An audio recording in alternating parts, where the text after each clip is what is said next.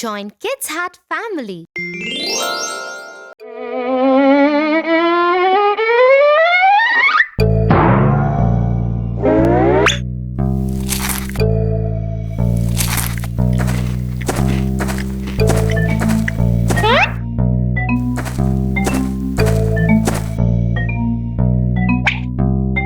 Tofu, were you eating those cookies that Mum had asked you to have only after dinner? No, Tia, I wasn't. I just came in the kitchen to drink water.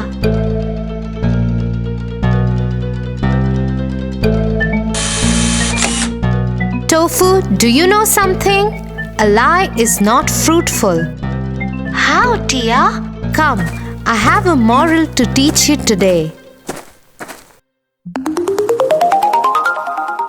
The Boy Who Cried Wolf. Once upon a time, there lived a shepherd boy who took care of the sheep in the village. He was very dedicated to his work. Every day, he used to take the herd of sheep to the top of the hill and bring them down by evening.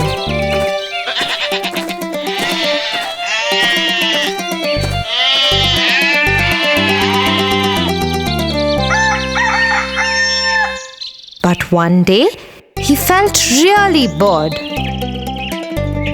I am feeling so bored.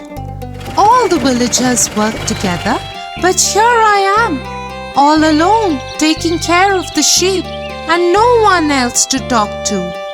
What should I do? Suddenly, he had an idea, a wicked one. He went over the edge of the hill and started shouting, Help! Help! There is a wolf!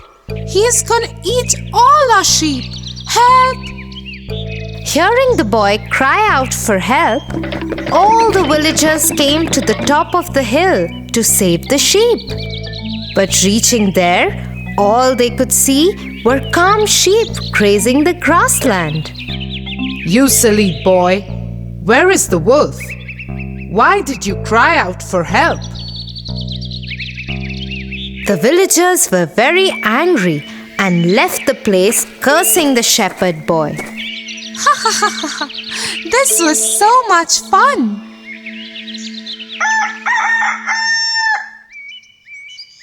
Next day, the shepherd boy was back again to the routine of taking the sheep for grazing. And yet again, he found himself completely bored.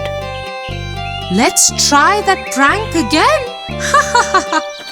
The boy again went to the hilltop and started shouting. Help! Help! There is a wolf! He's gonna eat all our sheep! Help! Once again, the villagers, after hearing the boy cry out for help, ran to save the sheep.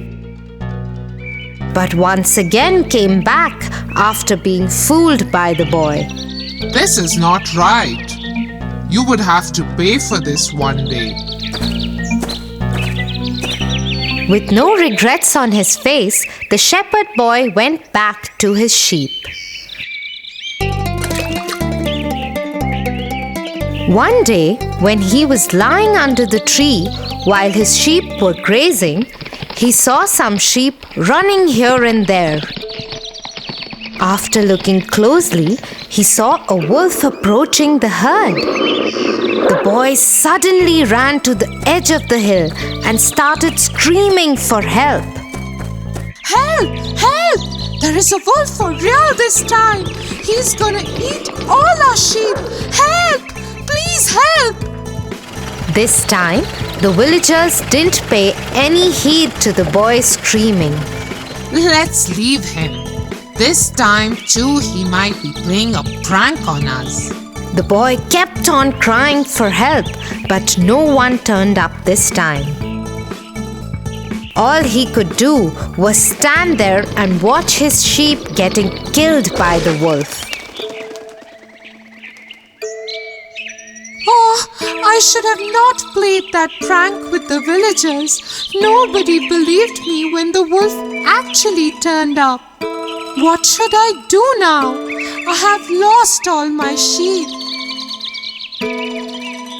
The shepherd boy was never trusted ever by anyone. I am sorry, Tia. I did lie about those cookies, and now I learned a lesson too. Liars are not believed even when they speak the truth. I won't ever lie again. Good, Tofu. You are a good boy.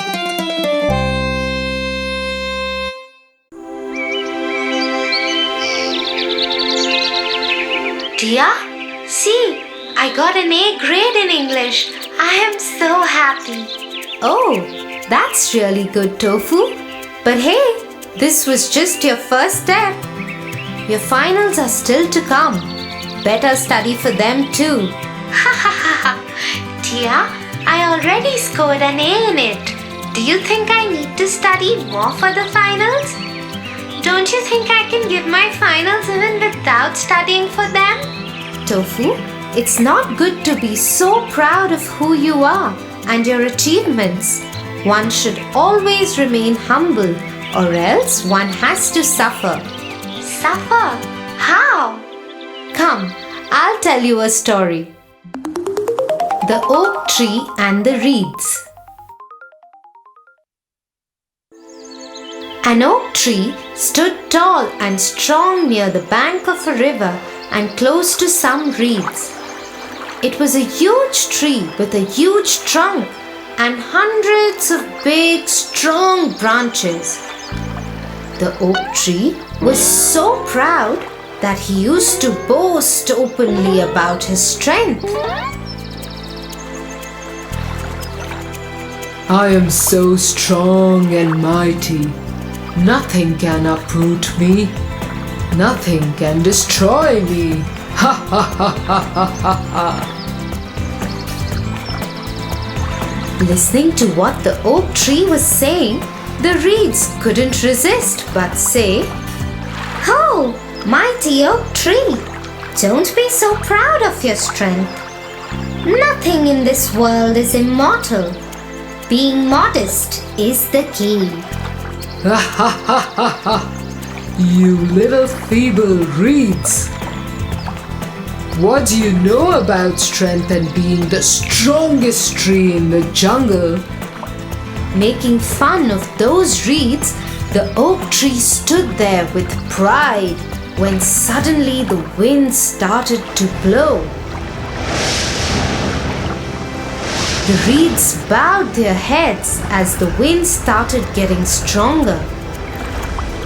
Watching this, the oak tree said, You are so petite and weak. The slightest of winds make you bow your heads.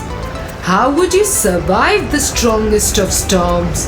Ha ha ha ha ha. Soon the winds turned into a hurricane, and the oak tree, standing straight with pride, continued to laugh at the reeds.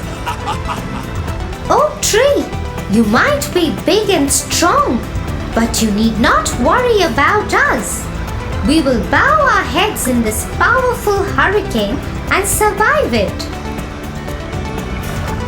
If you will continue standing straight, you will not be able to survive in these strong winds and break in no time. No, nothing can uproot me. I am the strongest and will continue to stand tall and never bow down, no matter what. The winds got more furious, and soon the hurricane took its peak. The little reeds kept their heads low and started swinging in the rhythm of the wind, thus preventing themselves from getting uprooted. But the oak tree, which stood straight and tried fighting the hurricane winds, soon broke down and fell in the river. Ah, no! This is not possible! See, we told you. You just learned a lesson. Better to yield when it is foolish to resist than to resist stubbornly and be destroyed. And the oak tree went drifting in the water, crying over his own false pride. Tia, I think I know what you want to explain to me. I will not get fooled by my own pride, and I will continue to study hard. Good, Tofu. Now let's get back to our studies.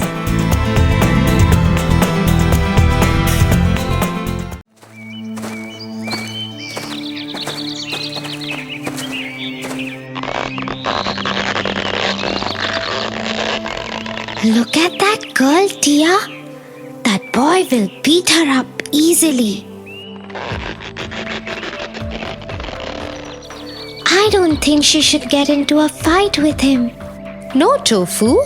The boy was wrong to have stolen her bag, and the girl deserves a chance to get it back. But she's a girl. She can't win against a boy like that. She will get hurt. Just because she is a girl doesn't mean she has to fear, Tofu. Girls also have a lot of courage and strength. Do you know of a girl like that? Yes, I do. Her name is Mulan. Mulan? Who is she?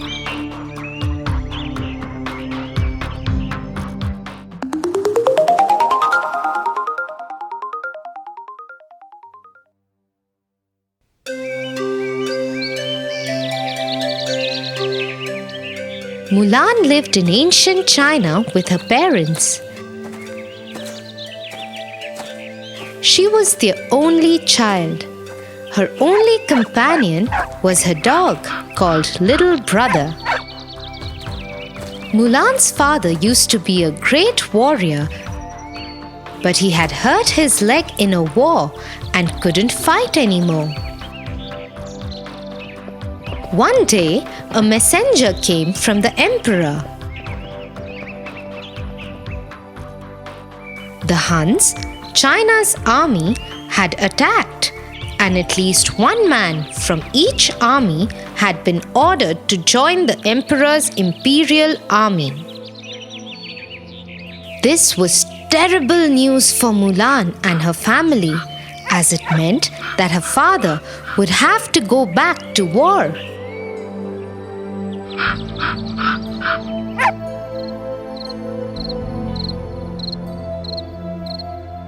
That night, when her parents had slept, Mulan had an idea.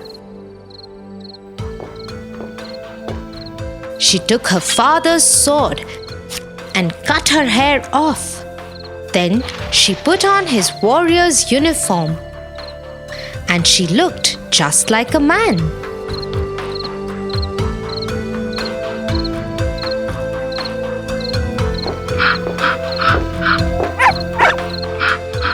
She took Little Brother and made her way to the Imperial Army's campsite.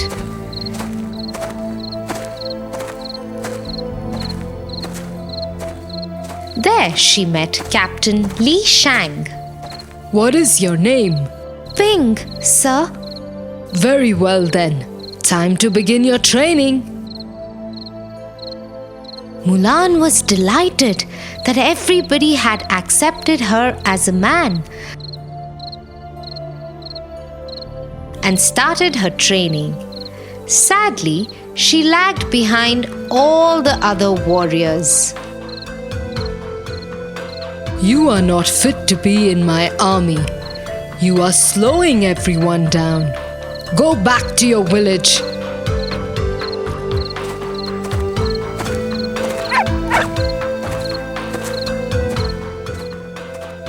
Returning to her village would have brought great shame to her family, so Mulan came up with another plan.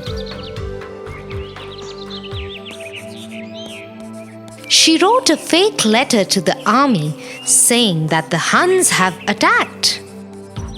Reading the letter, Li Shang ordered his army. Onward with me. March to the mountains. We shall defeat the Huns forever. As the army was crossing the pass that led to the mountains, they found themselves surrounded by thousands of Huns. We've been cheated.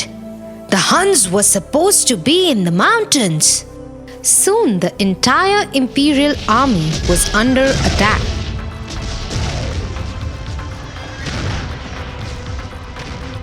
Mulan had another idea. She took the last cannon and lit it. There was a huge blast which destroyed most of the Huns. But it injured Mulan too. She was rushed to the doctor's tent. Bring Pink to this bed. I will take care of him. But there was a surprise waiting for the doctor.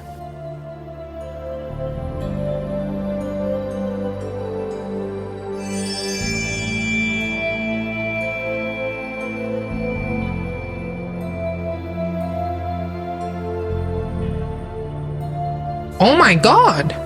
Ping is a woman. Get me Captain Li Shang immediately.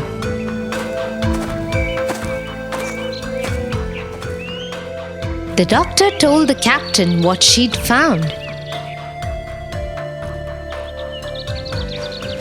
Few days later, when the army started moving, Shang spoke to Mulan.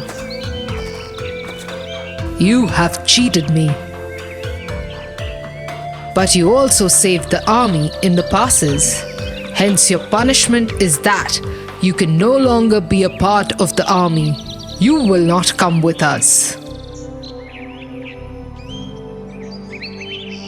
Mulan was very upset and heartbroken. She needed to do something to save her family's honor. That's when she heard the Huns' voices.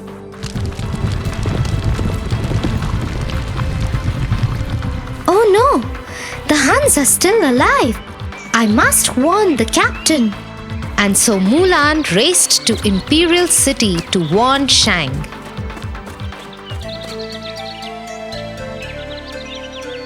They are alive! We must prepare for another attack from the Huns! I cannot trust you anymore. You have cheated me before. You are not welcome here. Leave.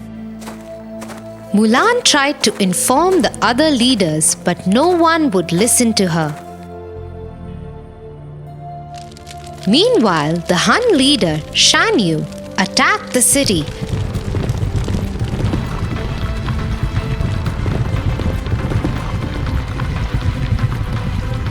And kidnapped the emperor. Li Shang and Mulan freed the emperor.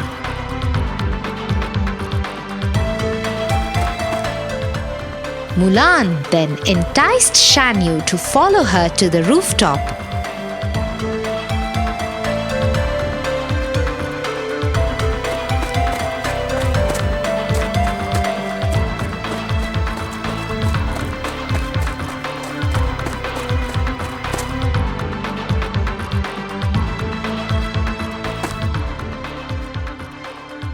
There she tricked him and grabbed his sword and pinned his coat to the roof. As the two armies collided,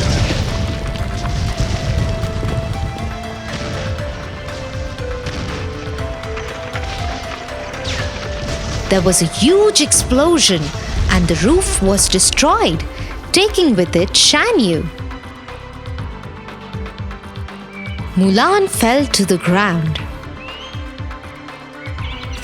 When she sat up, she saw that the Imperial army had won, and the Huns had been banished from the city forever. The Emperor was very happy with Mulan's bravery and gifted her a sword as a token of appreciation. Mulan went home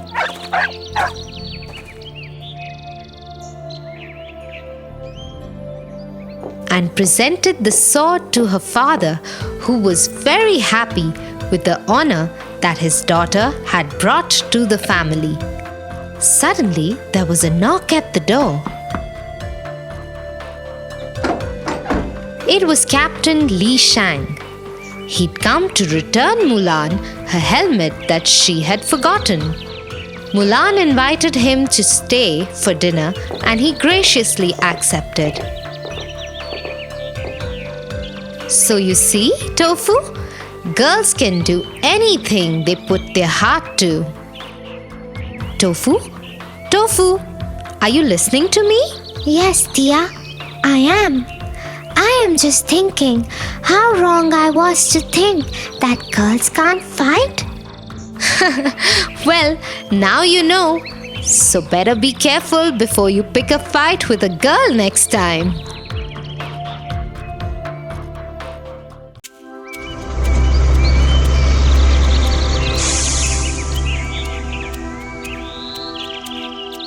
The boys in my class are very mean to me. They are so tall and big that I always have to listen to whatever they say. I am afraid to disagree with them. Size has nothing to do with courage, Tofu. You don't have to be afraid just because you're short. Have you heard the story of Peter Pan?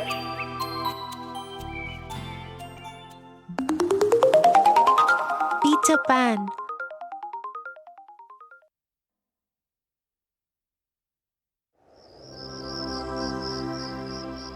Once upon a time, in London, the Darlings went out to a dinner party, leaving their 3 children, Wendy, John, and Michael at home.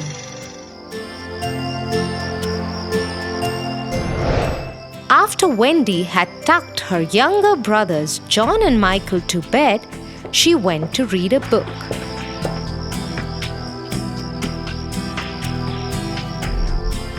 She heard a boy sobbing outside her window.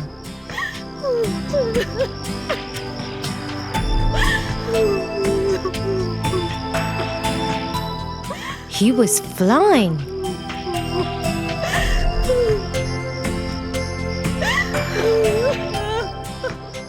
There was a little fairy fluttering around him. Wendy opened the window to talk to him. Hello, who are you? Why are you crying? My name is Peter Pan. My shadow wouldn't stick to me. Don't worry. Come inside. Peter agreed.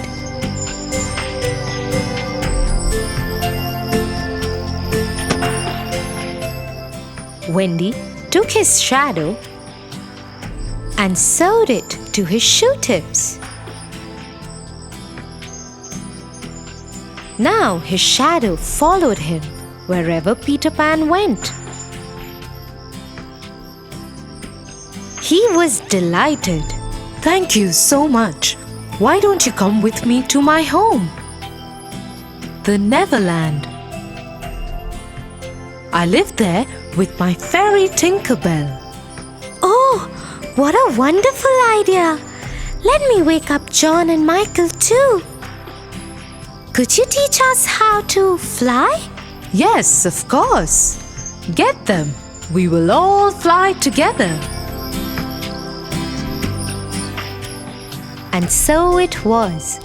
5 little figures flew out of the window of the Darlings and headed towards Neverland. As they flew over the island, Peter Pan told the children more about his homeland. That island is Neverland. All the children who get lost come and stay with Tinkerbell and me. The Indians also live in Neverland. The mermaids live in the lagoon around the island. And a very mean pirate called Captain Hook keeps troubling everyone. Captain Hook. Yes, a crocodile bit off his one arm. So the captain had to put a hook in its place. Since then, he's afraid of crocodiles. And rightly so. If the crocodile ever found Captain Hook, it will eat up the rest of what it couldn't eat the last time. Soon they landed on the island. And to the surprise of Wendy, John, and Michael, Peter Pan let them in through a small opening in a tree. Inside the tree was a large room with children inside it.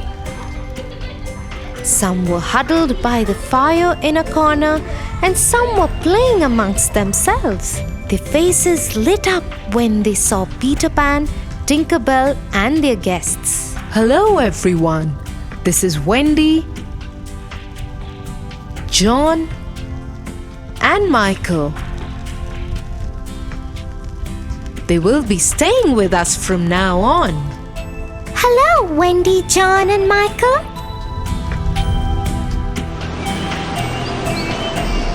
A few days passed, and they settled into a routine.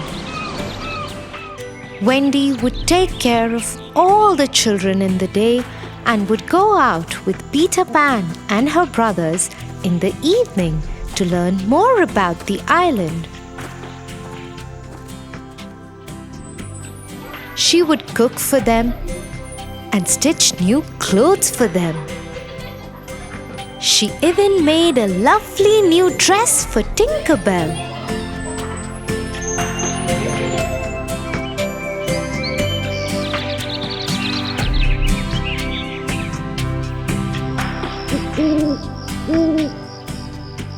One evening, as they were out exploring the island, Peter Pan warned everyone and said, Hide! Hide! Pirates!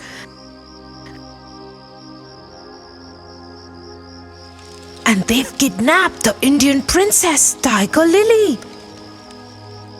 They've kept her there, tied up by the rocks near the water.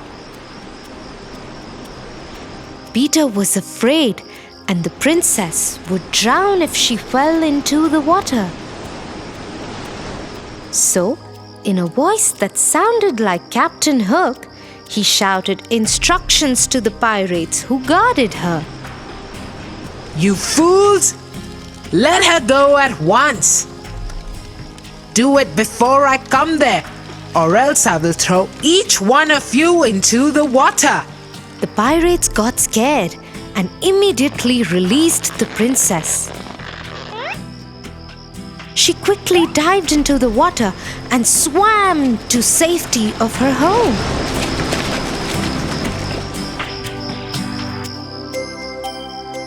Soon everyone found out how Peter Pan had rescued the princess.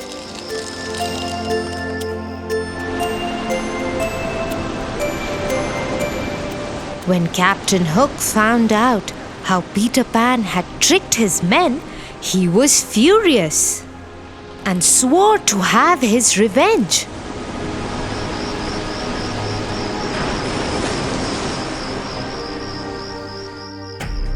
That night, Wendy told Peter Pan that she and her brothers wanted to go back home since they missed their parents. She said if the lost children could also return to her world, they could find nice homes for them. Peter Pan didn't want to leave Neverland. But for the sake of the lost children, he agreed, although a bit sadly. He would miss his friends dearly.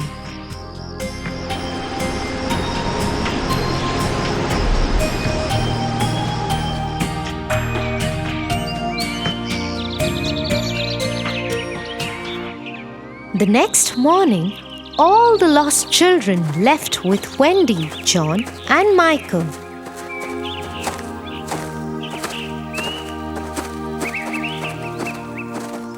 But on the way, Captain Hook and his men kidnapped all of them.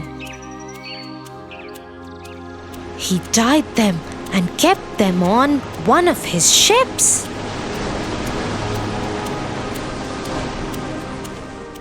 As soon as Peter found out about it, he rushed to the ship.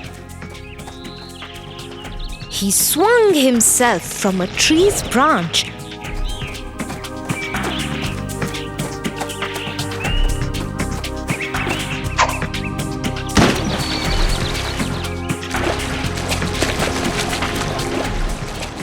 and onto the deck of the ship, where all the children were tied up.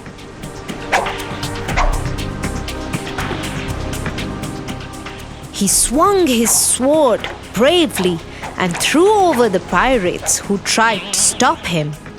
Quickly, he released everyone from the captor's ties. Wendy, John, Michael, and Tinkerbell helped all the children into the water, where their friends from the Indian camp were ready with smaller boats to take them to safety.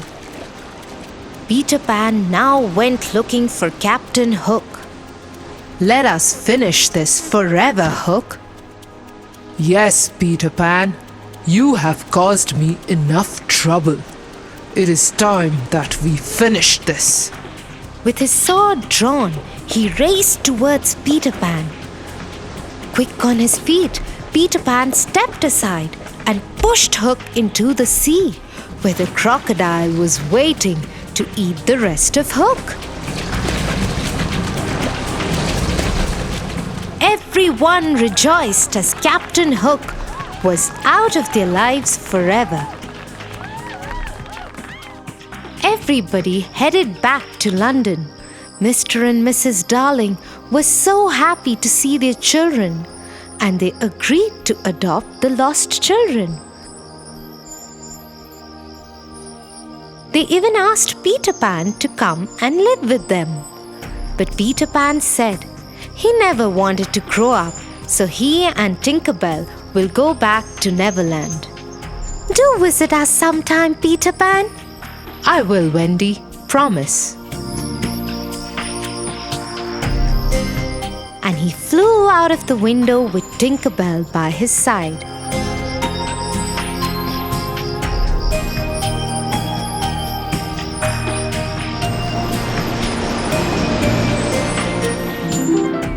Thank you, Tia. I feel much better. The next time the boys are mean to me, I will find a nice way out. Very good, Tofu. Now come, I can see Mom's car right there.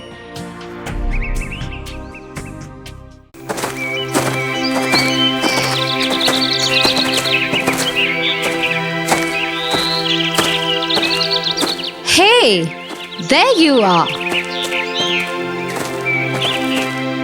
Hey, Tofu, wait up. What's wrong with you? I have been waiting for you for so long, and here you are, just walking past me without even saying hi?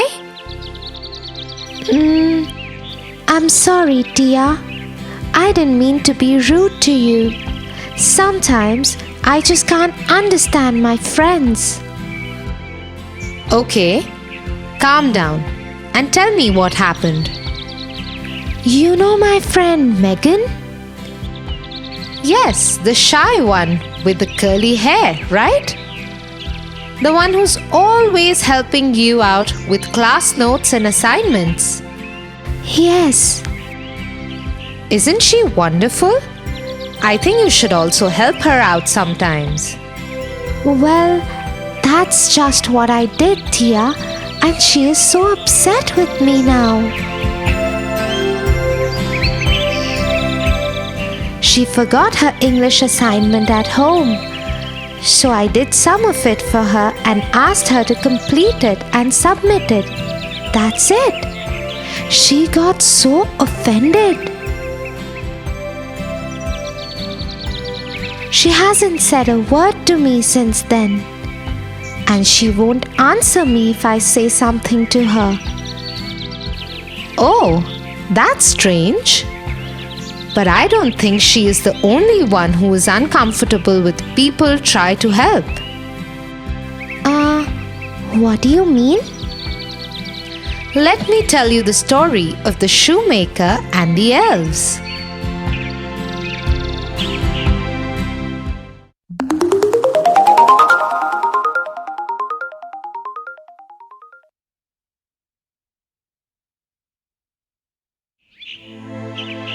Once upon a time, there lived an old shoemaker.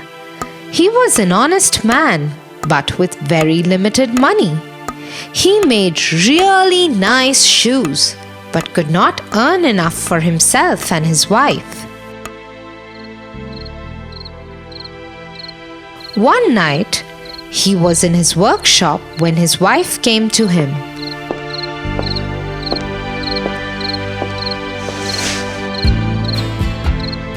"What are you doing, dear?"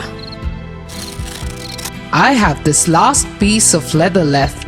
I am just cutting it out. We'll make a pair of shoes out of it tomorrow. "Is it the last piece? What will we do? There are no grains in the cupboard, no wood for the fire, and now no more leather." Don't worry, my darling. Something will work out.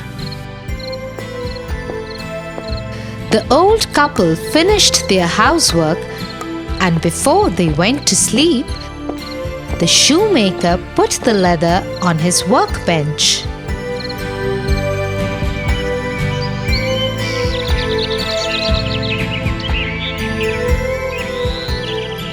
The next morning, he got up early to make a pair of shoes out of the leather he had kept. To his surprise, instead of the leather, there lay a beautiful pair of shoes. He picked them up and observed them closely. They were made out of the same leather that he had put out the night before. He called his wife. Dear, come, see this.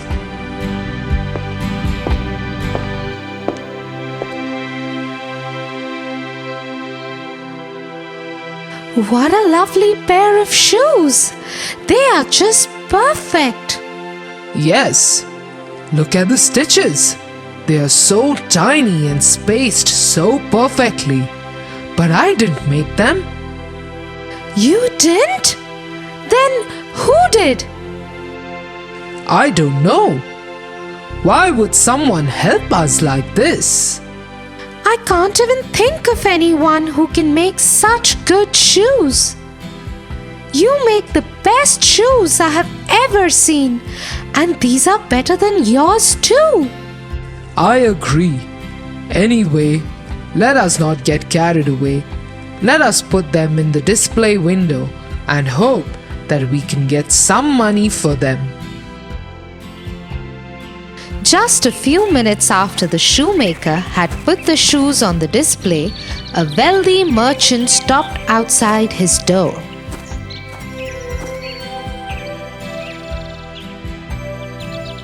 He paid a good sum for the shoes and bought them.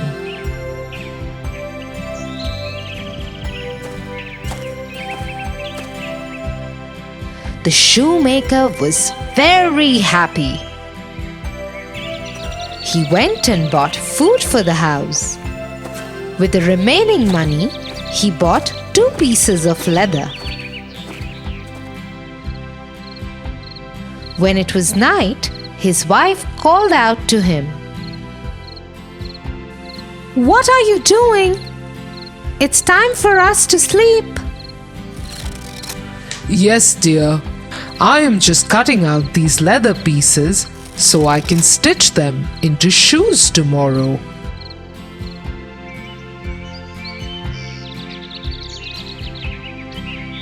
The next morning, When the shoemaker and his wife came down to the workshop, they were surprised to see 2 new pairs of shoes on the table where he had kept the leather pieces.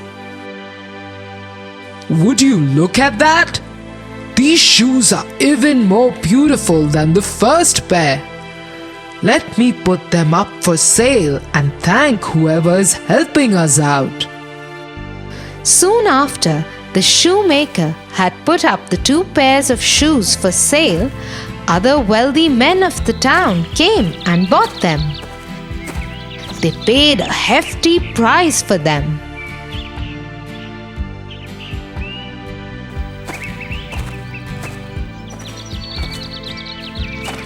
The shoemaker bought more food supplies and leather from the money he got. Again that night, he cut the leather and kept it to stitch it in the morning. The next morning, he saw that the leather had been made into shoes again. And as soon as he put them up for sale, they were bought in exchange of good money. This went on for many days. The shoemaker started doing well.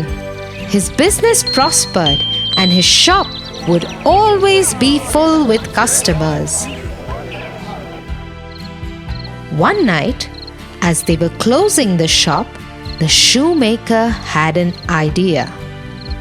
I cannot stop thinking about those who help us.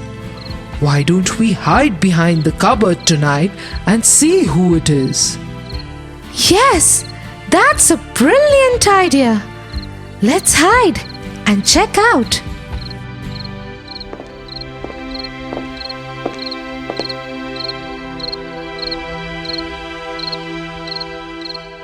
After some time, they saw 2 elves enter the workshop through the crack in the window.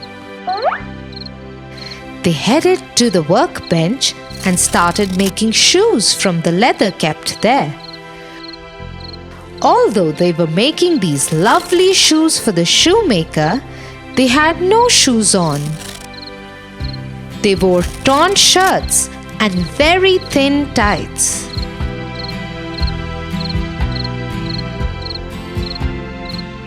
They did their work carefully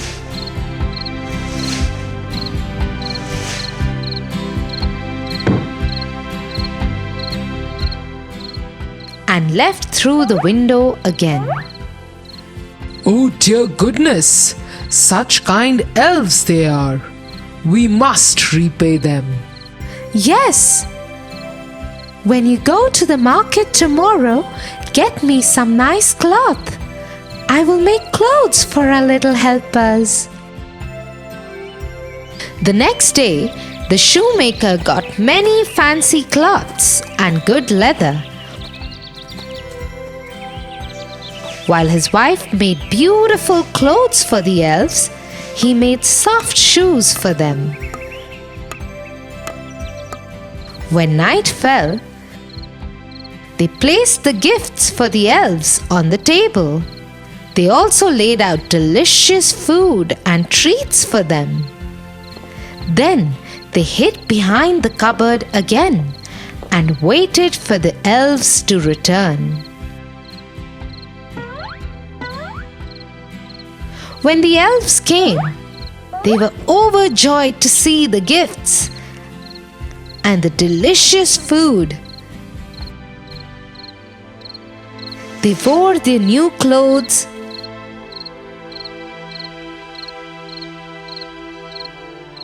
ate stomachful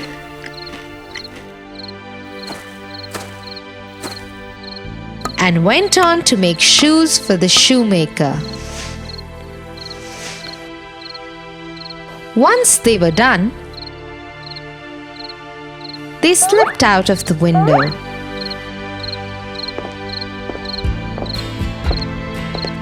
I am so happy to see our little helpers happy. Yes, And they looked so wonderful in their new clothes, didn't they? Tonight, let's keep some more dinner ready for them. What do you think?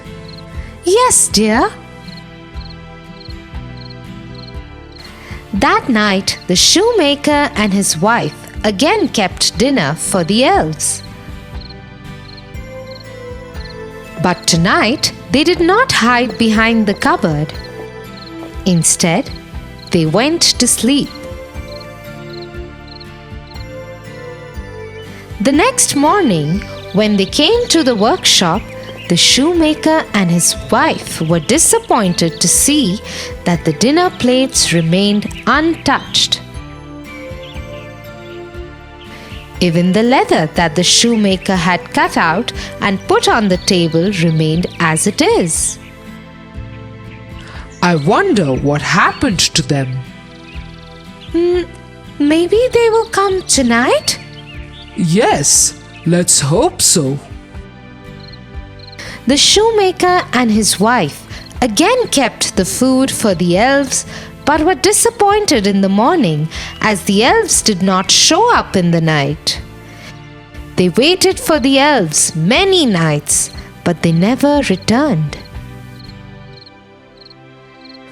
Do you think they overheard us? Perhaps they did. Elves are very shy creatures.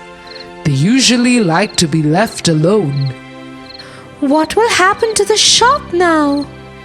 Oh, it will be fine. I will miss my little helpers, but I will manage.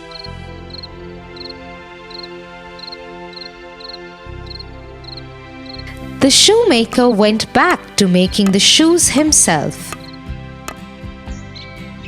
His shop continued to prosper,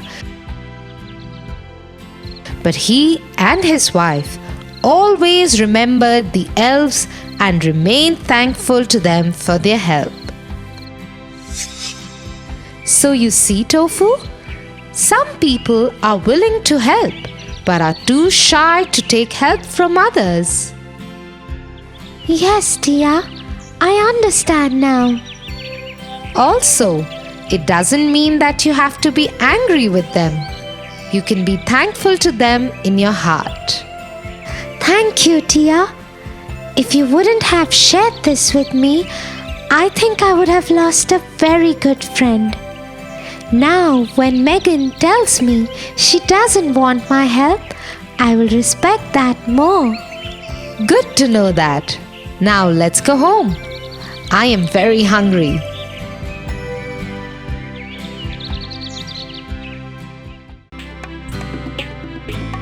For your favorite rhymes, stories, and more, join Kids Hut family. Subscribe here.